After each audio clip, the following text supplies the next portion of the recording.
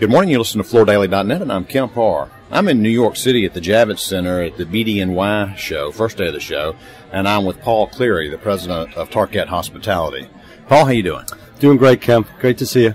Last time I talked to you, you were the head of Lexmark, the third largest supplier of soft surface flooring to this sector of the business, and now you're part of a bigger entity, right? That's right. Just like the hotel business, we've had some consolidation go on as well. We're now proud to be part of Tarkett, a great company with global reach. But the really important thing for me is we just have great design assets across all surfaces now, not just carpet. So it's a really thrilling time for the people at Lexmark, and obviously being part of Tarkett is going to really help our business grow.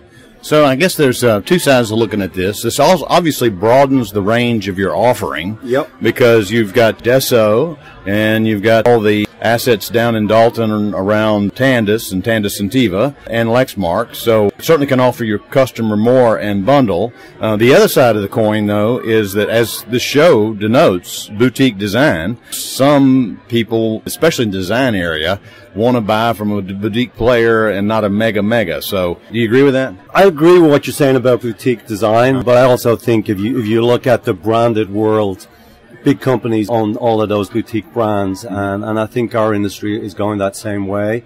I think your point around being able to do custom design is really important, because being part of Tarkett now, we can do that with Axminster, we can do it with rubber, we can do it with LVT. We've got an American-made LVT that we can fully customize for less than 1,000 square feet. And obviously we can do it with carpet and carpet tile. So it's going to be a great opportunity for us to bring together a fantastic package for, one, the design community, and two, for the brands. And again, the other powerful thing for us is we're now part of a global entity, and the brands are reacting very positively to that, to the point where they're asking us to come and meet with them outside the US, which is going to be a real driver of growth for us, because as you know, as the industry slows down a little bit in the States, it's going to continue to grow in Asia, and that's where a lot of growth in hospitality will be in the next 5 years. Okay, so this allows you to bundle, also diversifies the markets that you reach from a geographic standpoint. Yep. And I guess when you think about Marriott, I mean, Marriott last year joined with Starwood, and now they're huge, but they have all these little brands that sometimes you don't even know it's a Marriott brand, right? Like Ritz-Carlton, for instance. Absolutely, like Ritz-Carlton and like the St. Regis. It's funny you say that. We were just at the Hilton Supply Forum last week in D.C., and they were talking about that, is that while we may live in a commodity world, it's really important to continue to have unique brands, and that part of their strategy going forward is to have global brands that are meaningful beyond the family name. I think that will be true of flooring as well. So it's definitely exciting. Well, Paul, tell me how the business is doing. I mean, most people know that follow the specified commercial sector that this has been hot now for, 4 or 5 years. Yeah, and as you reported, it looks like that's going to continue to keep that way for the next 4 to 5 years. There may be some plateauing, particularly on new construction, but we feel when that happens, that's when refurbishment kicks up, because people want to keep their facilities competitive, and typically flooring and paint are the two things they'll spend money on when they do a refurbishment. So we think there's a bright future ahead, particularly in all platforms, not just carpet. Well, and this trend of moving toward hard surface continues to expand. Yeah. Tell us a little bit about what the status of that is.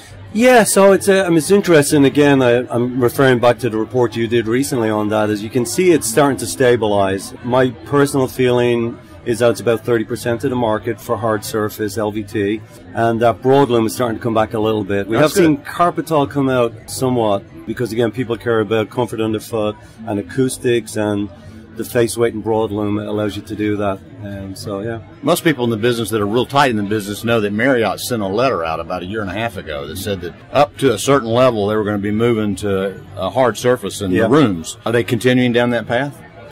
Yeah, it's interesting. We're seeing them more at the luxury end now, but there's also some select brands like a Moxie where you'll see a lot of LVT, but people are starting to get concerned about acoustics, so we're starting to see area rugs come in as a solution. So that's, of course, forcing our industry to think a little bit differently about how we do area rugs. And another phenomenon in this hospitality sector is everybody's traveling with their pets. There's psychiatrists now that for $400 will give you a letter that say you can fly with his pet.